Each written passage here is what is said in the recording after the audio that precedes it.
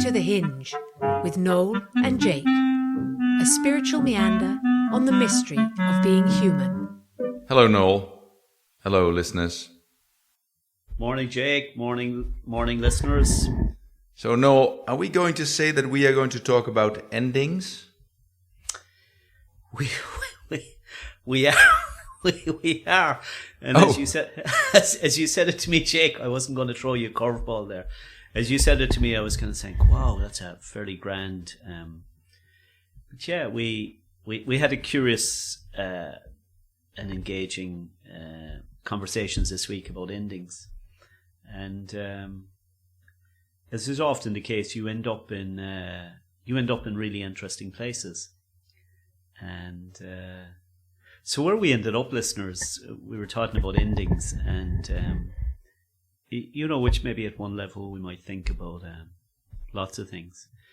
But I was brought back to something that John Moriarty had shared, and he said, "I am amazed at the docility of people."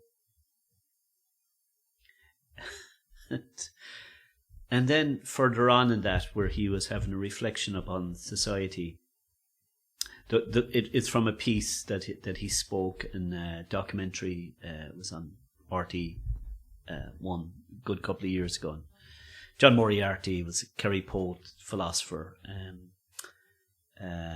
and he was talking about society and living in society, and I guess thinking about what it is to be a human being today and what's coming to an end. Because it does seem to me, at least, I don't know for you, Jake, and listeners, that there is some ending that's happening. There's some ending of some order. And he was talking about, who we are sociologically. I mean, it's like you say to people, who are you? Oh, well, I'm a therapist, or I'm a coach, or I'm a consultant. I'm a neurosurgeon. Wow. Shout out to all the neurosurgeons listening. And these are all things that locate us. But who are you, he said, in the hazel tree? Who are you in the place beyond society? And he said, people must be wonderfully and strangely kind of almost imprisoned in society, and they don't even know it. And he was just reflecting upon, say he said, if I borrow 100,000, the banks ask me to pay back 150,000 over and above.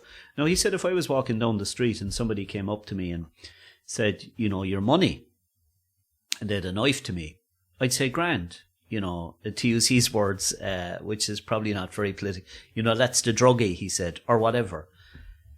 But he says, what about the pinstriped muggers? What about them?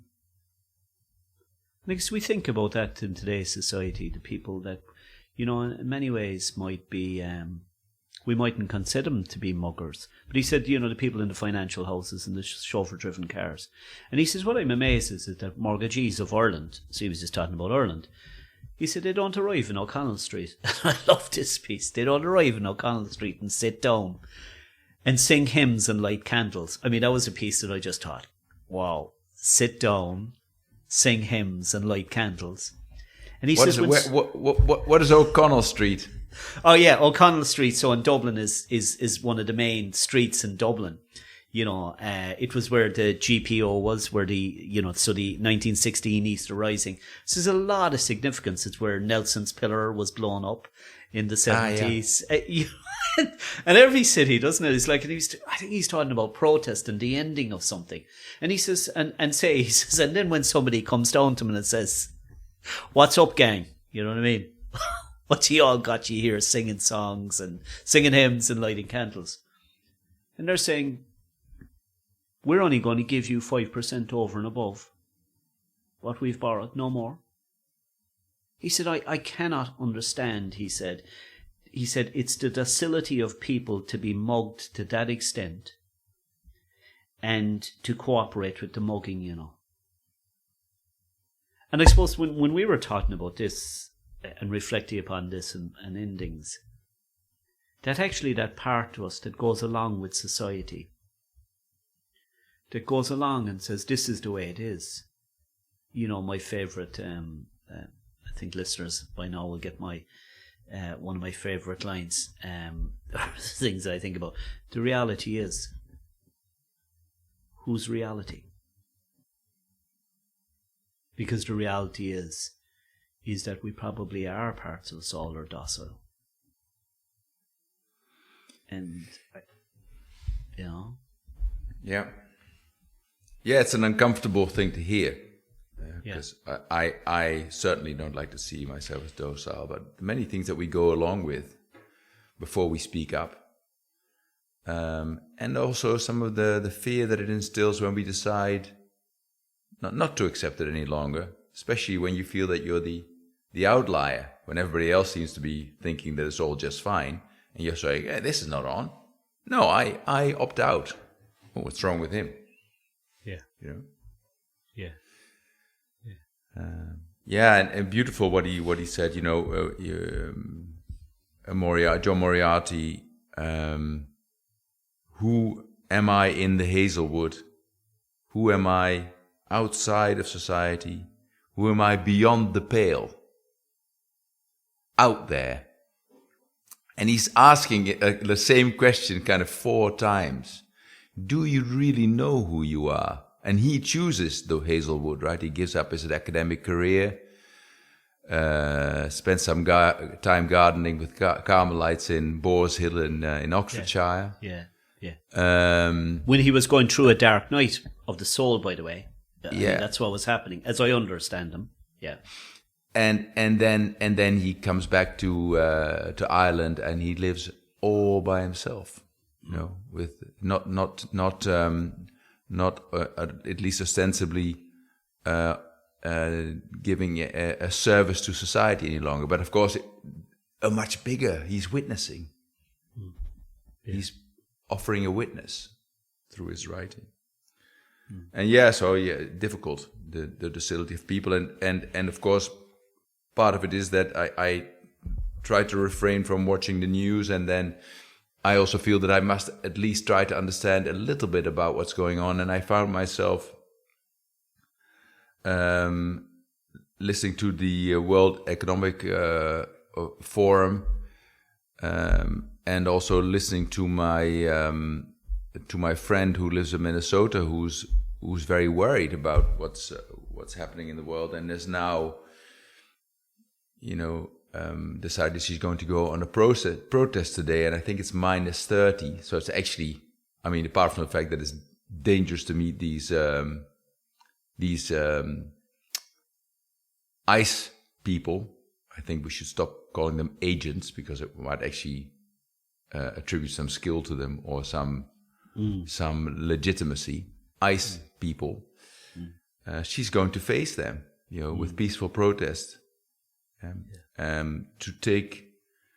To take her place, like during the time of the segregation, when in the South people used their bodies, but not their voices. They stayed silent. They kept quiet and calm, but they put their bodies on the line.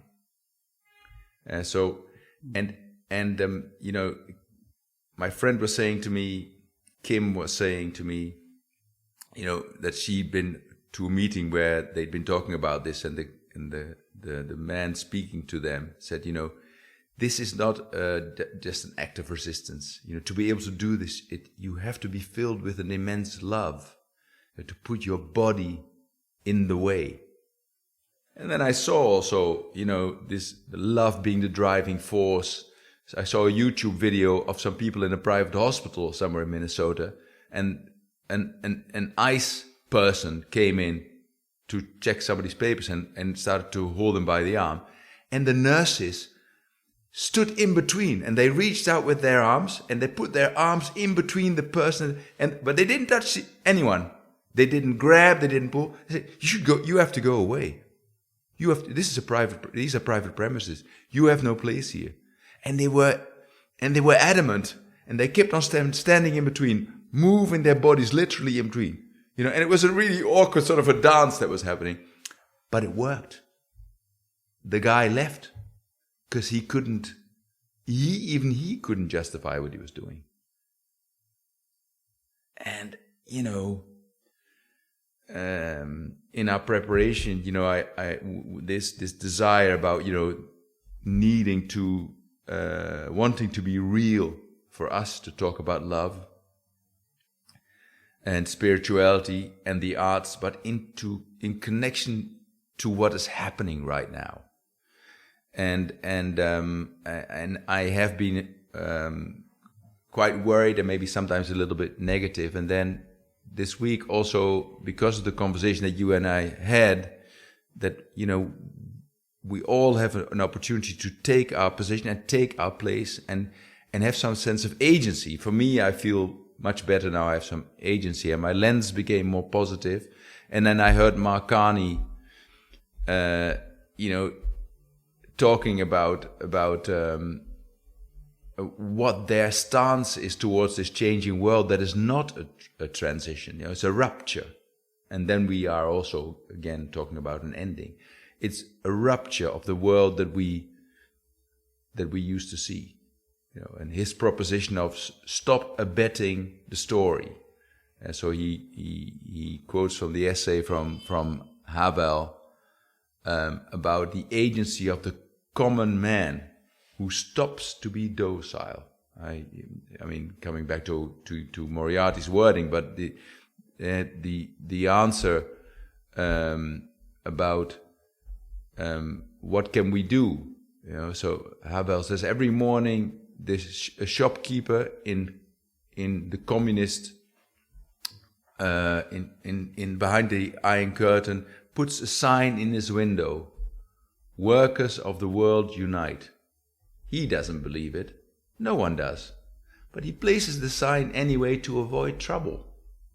And that's why we don't protest in Minnesota, because there's already enough trouble. We don't want more trouble, right? And a peaceful protest, yes, but is it risky for me? And, he places the sign there to signal compliance, to get along.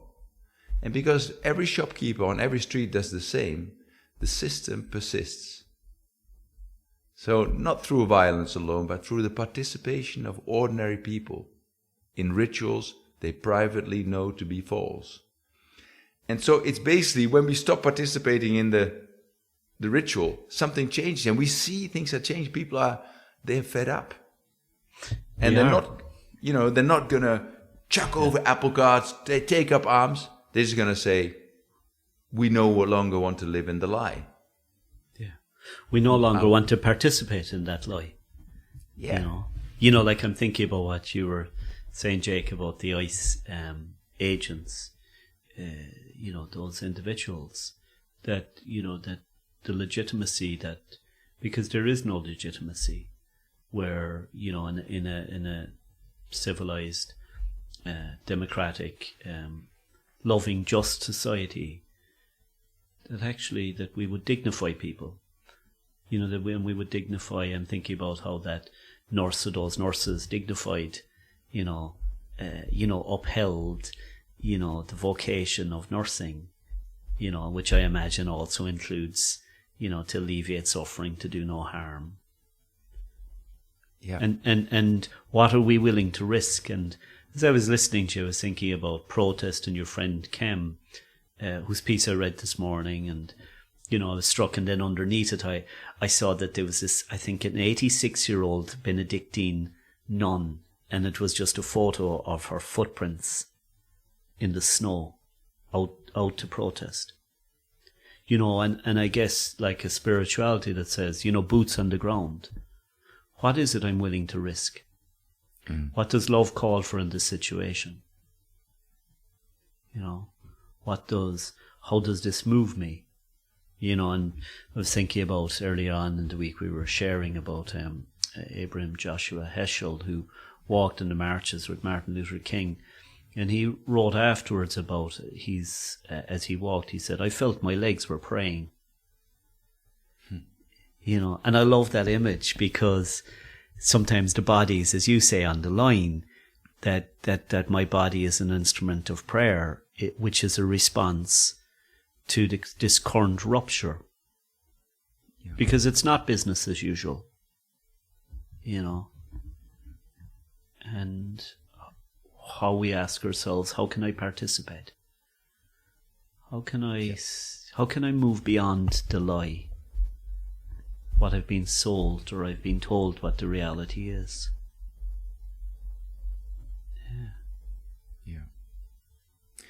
Yeah, when you hear those stories of those invitations and those people who choose to act, and with that trepidation also that they experience, and there's a part of me feeling guilty because I'm not there, I can't do it, I'm not there, I'm somewhere else.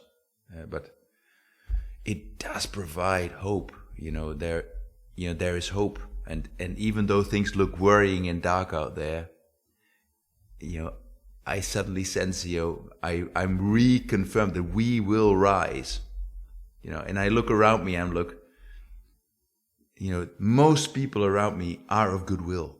The great majority is of goodwill, and let's take our place, because life has meaning, and all acts, the praying legs, us speaking here, setting a plate for the unexpected guest, greeting my neighbor, asking them if they need a hand, praying for those who are suffering right now, and I hope this podcast pod show is in a way a prayer, and greeting the stranger in the street, knowing they want the same as I want. Yeah. And as you say, greeting the stranger in the street, making a place at the table, and greeting the docile part of myself. Because as you said, Jake, it's I'm uncomfortable. I certainly hope, in listeners, that there's no preaching going on. Like I say to myself, that sometimes I get scared. Where I've been in places and institutions where I've been witness to things that have been deeply diminishing of people, and where sometimes I've been able to find my voice, not as a reaction, as a call to something else. I'm thinking, as I was listening to you, about, I think it's why we all love the stories, isn't it, of, as you were sharing about Kim, the Benedictine nun, ordinary, the story of our own lives, where Everett Hale, the first speaker of the House, the minister, I think, the first religious minister to the Houses in the United States, said, he says, I am one. He says, that is true. I am only one. And I am one. And I think that's why we love those acts of non-violent acts of resistance. The Salt March, the Christian Catholic monks. Was that in Algiers? Where they stayed. Algeria. Yeah, Algeria. Yeah. Thank you, Jake. Yeah, where they stayed. Of Gods and Men is the movie. God.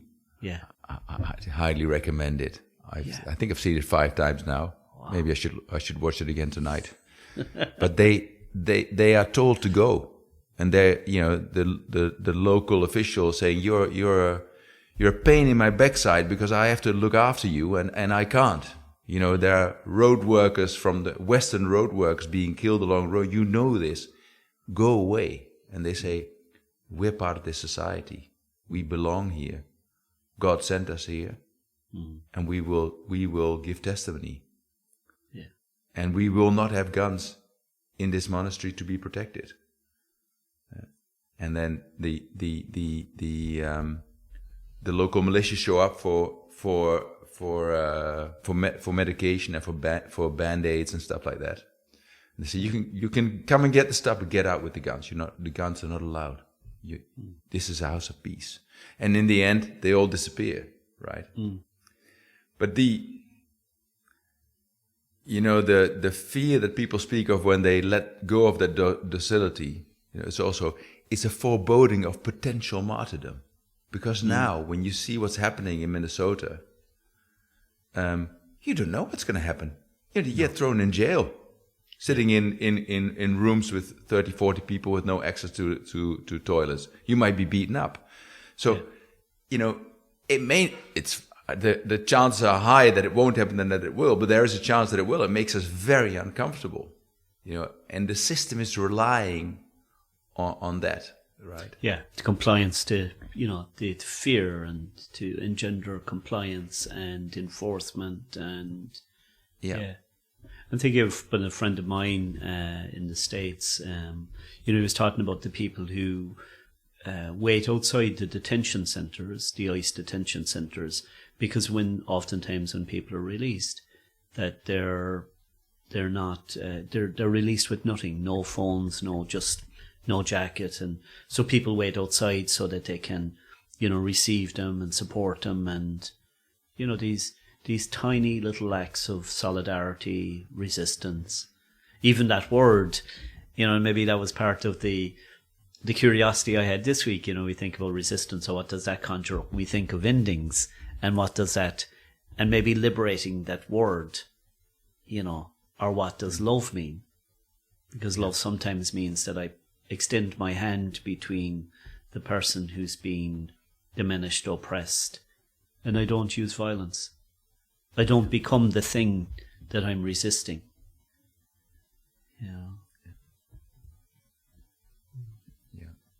Yeah, and I hear the word solid in solidarity. And the solidity of love. I can remember standing at a detention center in the Netherlands some 10 years ago, with Amnesty International as a sort of a witness, silent witness to what was happening on the other side. A place that we as free citizens couldn't access. We couldn't go and see those people. In our own country, we couldn't go and see those people, but we could wait outside the gates. And some of these people could see us. And it felt like a victory. What is happening here is ridiculous, but it is not going by unnoticed. And just because democratically we've decided it's such a great idea to treat people like that, many of us are not in agreement. And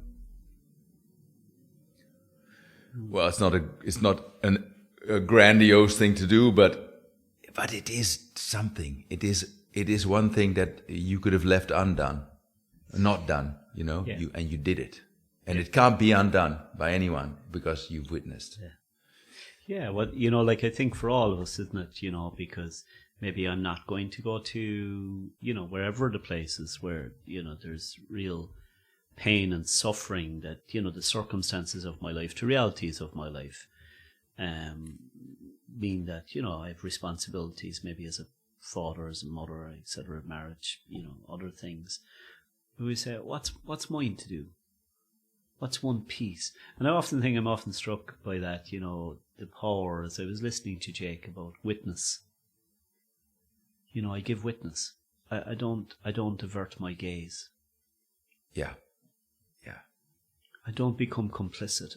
I don't allow the I'm all right, Jack, business as usual. And all of us, we're so human. I think as listeners, and saying to myself, saying to you, Jake, I'm human. I don't always find my voice, or I don't always, and yet I think love, you talk about love. Love isn't, it's great when it's, touchy-feely, but actually love asks us some very deep questions at times. Yeah, stuff, yes. And we're human, and I'm glad that you said that earlier. We're not preaching. We're just admitting our own brokenness and inability to sometimes do what we think we ought to have done. We missed the moment. We didn't have words. It happens to all of us. But there's also now a time when sometimes you can feel that there's a huge wave is building up in the ocean that is mankind. And yeah. I'm excited. I am too. Yeah, like in this time, we think about these things about. Yeah, I'm not pessimistic about us because of all of the things we've spoken about. for now, feels like a good time to, on the excitement, to take a break and see us on the other side, listeners. Thank you, Jake. Thank you.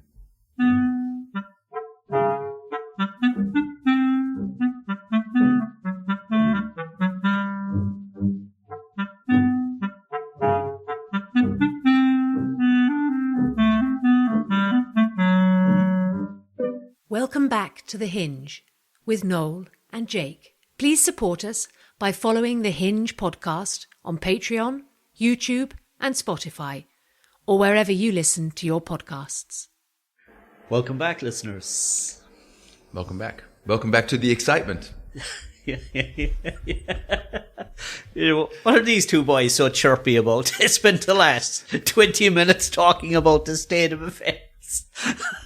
Yeah, it's like, and I was thinking about that actually in this moment, but also when we were, there was a certain seriousness, and because things are serious, you know, life is great, but we were talking about the excitement and just about endings, and it's an absolute truth that the ending, in every ending, there is an opening and a beginning.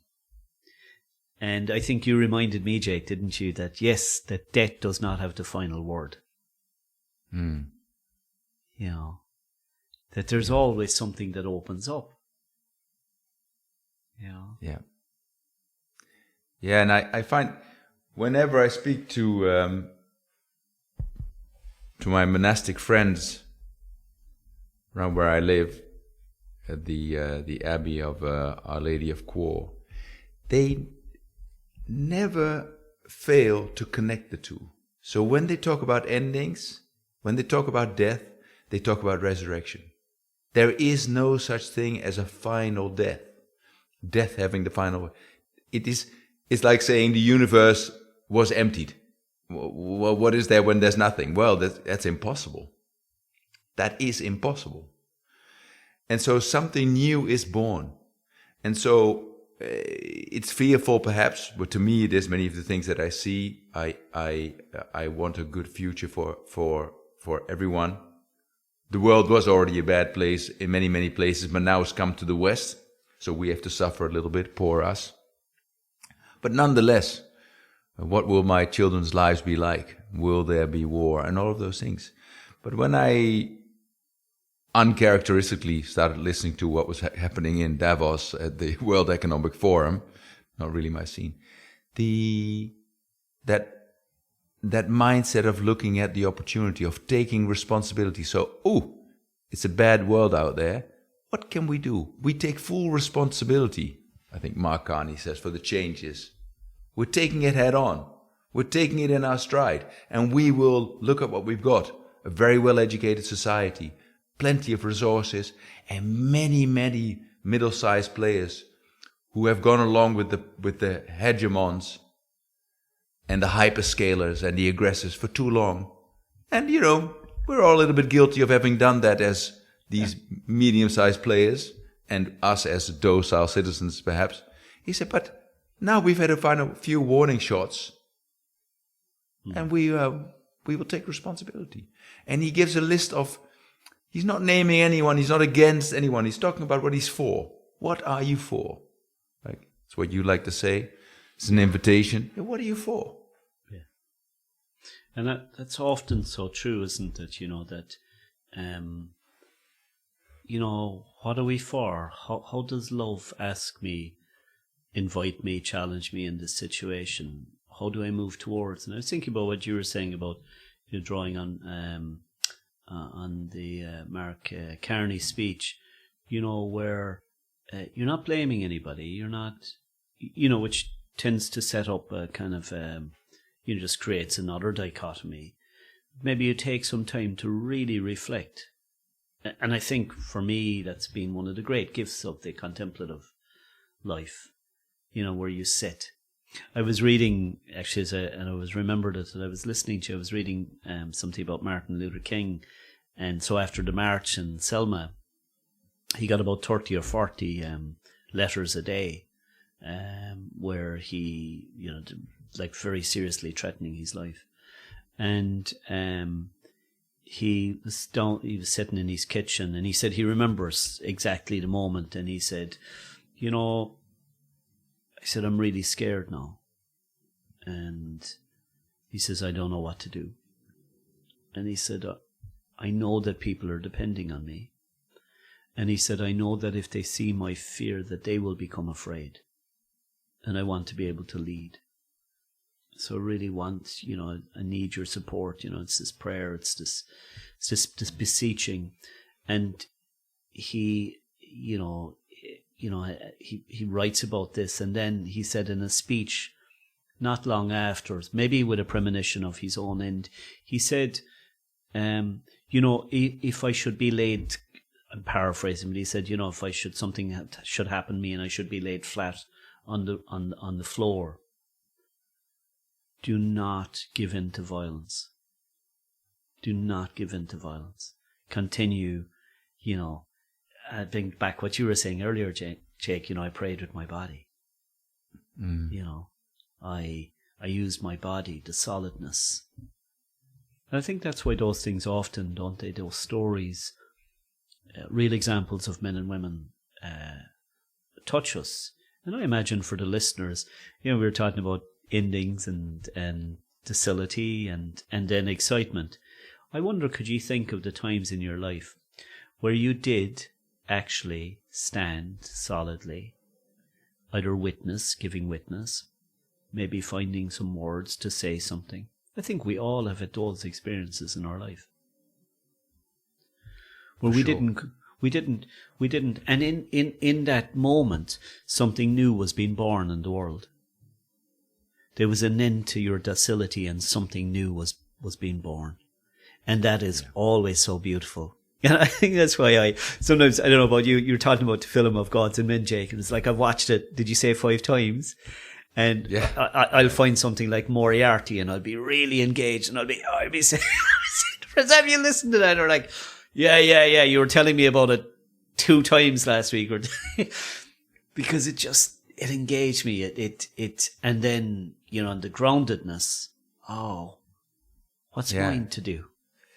And wanting to understand that more, because the truth in those stories or in those films or in those clips or in those readings, I have to read it again to integrate it and to see what I am in that. Was I in Algiers? What am I learning from these people? How does it transfer to my context? Yesterday, watching that Moriarty clip, I said, let me listen to it one more. Let me write it down. Who am I in the Hazelwood? Wow, who am I in the Hazelwood? Who are you in the Hazelwood, listener? Right? Yeah. It's exciting to contemplate that, because I don't have a ready answer for that. Yeah. Because we think about these men and women, don't they? Said, like, who are you in the Hazelwood? We think about Franz Jägerstarter, the Austrian conscientious objector, Christina Noble, the Irish, Etty Hillinson, like all of these people. And they were like, who am I? And the situation presents itself, and people say, well, Greta Thunberg, whatever.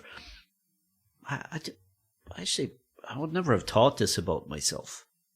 But there's the circumstances of our lives, or the situations in which we find ourselves. Women who've experienced, real violence, real subjugation, oppressive, coercive control. And they find this extraordinary voice inside. This movement, which is this act of love. And I think that reverberation is like an echo right across the world. Even though, as you say, it's unlikely that I'm going to travel to some of these places. I might, because I don't know. I just keep listening.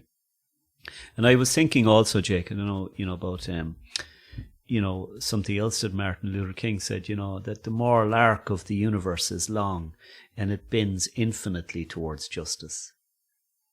And I've always loved that, because I don't know where I am under the arc.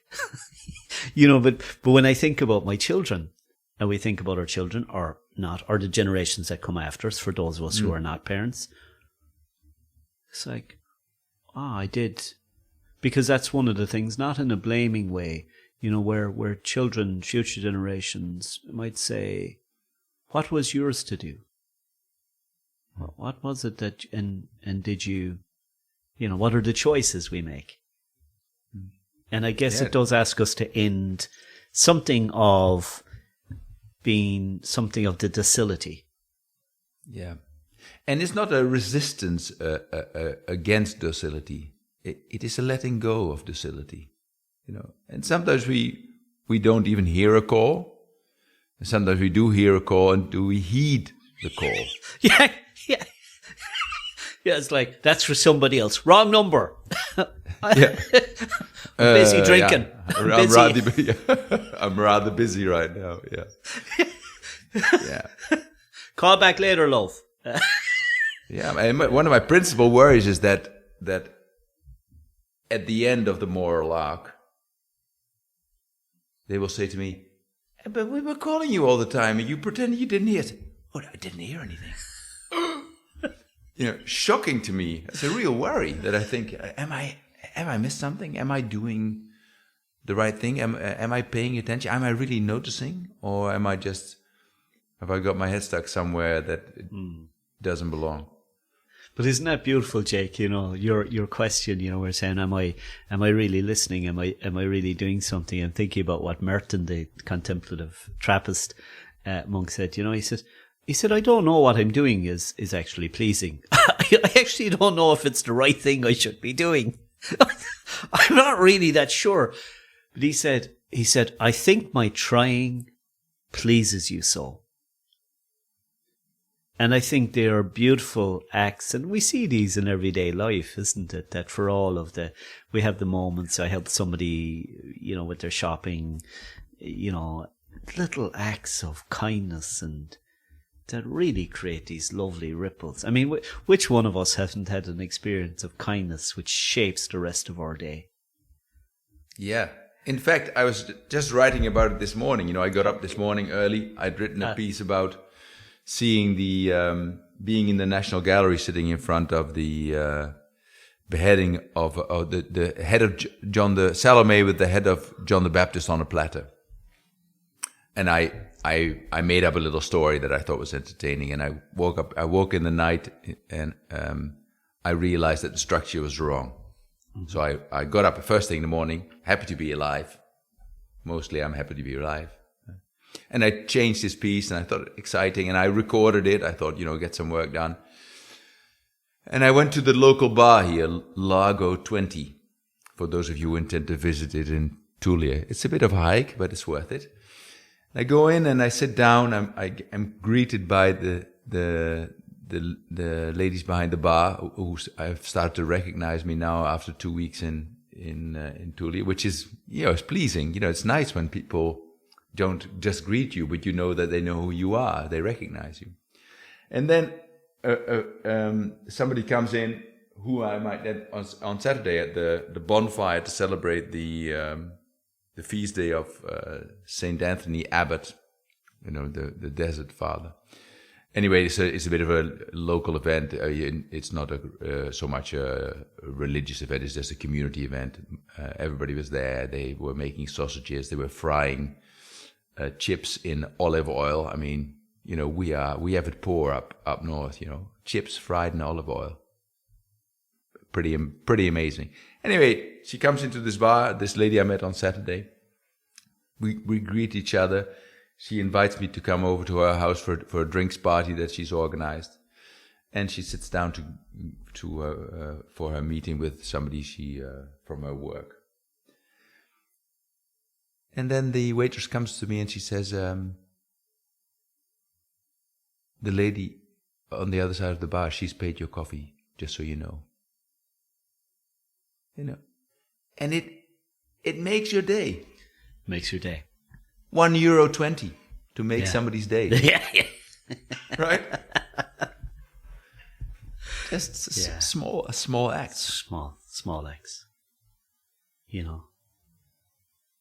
Because it changes us, doesn't it? It orientates us. Yeah. It takes us out of our neurosis, I think. Our self-obsession with the me. Because the me is so disinteresting. Yeah. Is uninteresting. Yes. Yeah. It's not disinterested, because it was disinterested. It wouldn't be the ego. And I think that's the excitement we're talking about, Jake. I feel like it's like, oh yeah, because it's, of course it's easy. Not easy. Of course it happens. Martin Luther King. Sometimes maybe we think that other people didn't struggle or with Of course that happens. I'm so human. Like any time where there's been endings in our own lives, where we've thought, oh my God, like a world is dying. Yeah. A world has died. I mean, Mark Carney is saying it every day. Yeah. And the world is being born anew. And how can I participate in that? Yeah, That's and it's also the excitement is, excuse me, the excitement is also about, this Western world is pretty apathetic, isn't it? And now, that won't do. So, wow, my apathy has to stop. I have to stop being lazy and opening another bag of crisps to watch the world go by on the news. Say, oh, isn't it terrible, that world out there? Oh, yes, oh, terrible. Well, anyway, there'll be, Horse and Hound magazine is next, so then we can forget about all of it again. Would you like another glass of wine, dear? Pass me the crisp, Jake.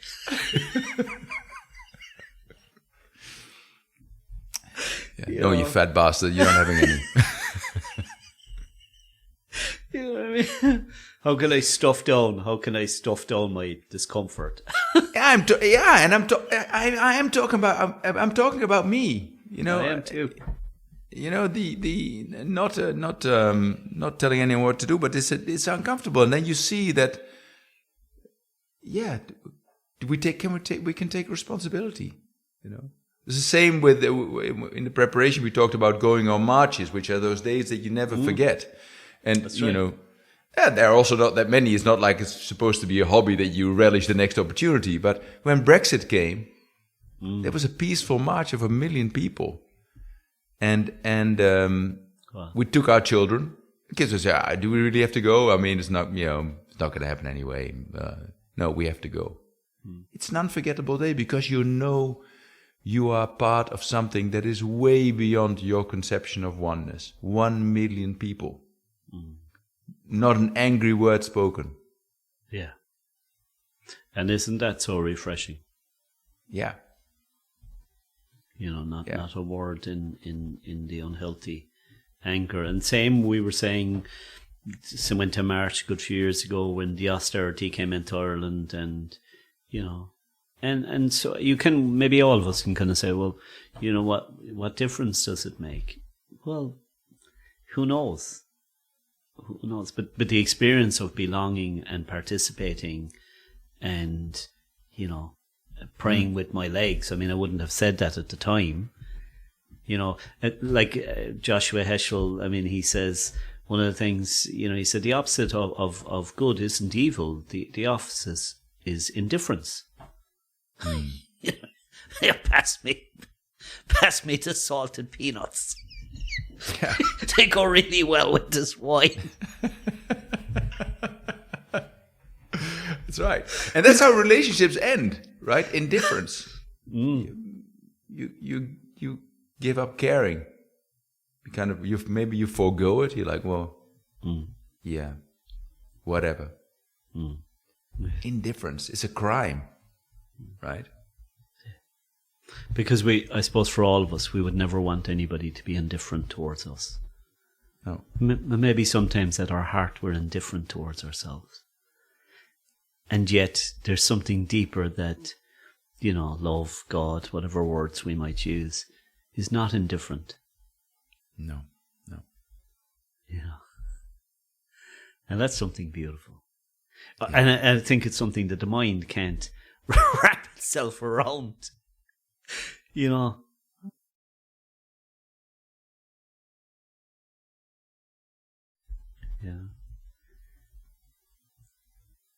Because I'm thinking of all of the human beings in the world, including us all, who've, in the little acts that have, participated to ending indifference, docility. Bob Geldof looking at, was it Ethiopia or Sudan, Yeah. and something in him was mobilized. Yeah. But he, and, no harm to you, Bob, as you're listening, you know what I mean, as a fellow Irishman, but, there was all of these other people, the Mark Carney, or each one of us is a Bob, is a Dave, is a Jake, is a Noel, is a, whatever, is a Mary, is a Jane, is a... And I love that. Oftentimes when I'm sitting with people, I know you find that, Jake, oftentimes when I'm sitting with people, they share things, that maybe, in their lives, moments where they said no to something and said yes to something else. Yeah, and sometimes it feels very courageous to do that. And your story about Bob Geldof, I mean, it reminds me of how Guernica was, the Guernica was made by Guernica by Picasso was made. Probably we need to talk about that another time, but, Picasso had been commissioned to do some work, and he was making some indifferent sketches, he was sketching with indifference, until he read an article about what had happened there by a South African journalist by the name of Steer, and it propelled him into action, right? And he created his greatest piece ever.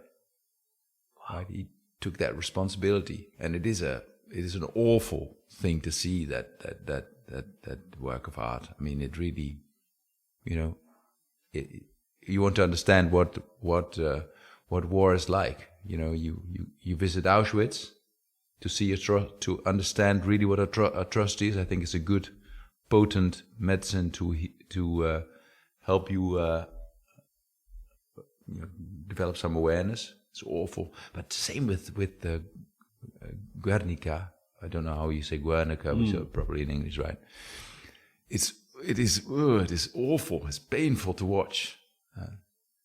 Dying women and children, and torn to pieces, a horse torn to pieces by a bull. But for this person to be mobilized to do something, to use his talent to contribute, and we all have talent. I ain't no Picasso, but I have the ability to be kind. Right? I can find that in myself. Some days it's more beautiful than other days, but we all have that. All of us. We are one and one. One little one and one the big one. I love that, when you said, I ain't no Picasso, maybe the ego that's in all of us that, well, I'm not, and that's who I am, and that those little creative acts, I was at Christmas where I saw people in a barber shop, and some men were paying for other men's haircuts. As they went out the door. And it's just so for all of the tensions and the inside ourselves, outside in the world, that's what has me so hopeful. I think it's like the Buddhists that we hold all of the beauty and all of the ugliness, and some of the ugliness and the horror actually brings forth these beautiful responses of an ending of saying no, as Moriarty says, we're going to sing hymns and light candles. What is you gang doing here? Well, we're not too happy about how things are going on, and this is what we want. Because we are the people. Yeah. And we have the last word. The people. That's right. And so do we here at the podcast, at the pod show. We have the last word. That's right. That's right. That is right. That is right. On that note, thank you for listening. Yeah. We look forward to hearing from you, and hope to meet you here again next week. Yeah. Thanks, listeners. Thanks, Jake. Yeah. Goodbye. Take good care. Bye-bye. You have been listening to The Hinge, a podcast presented by Noel O'Driscoll and Jake Espin, produced by Jer Kellett. Feel free to contact the show in the comments or by emailing us at thehingepodcast@gmail.com. Join us next week for another episode of The Hinge.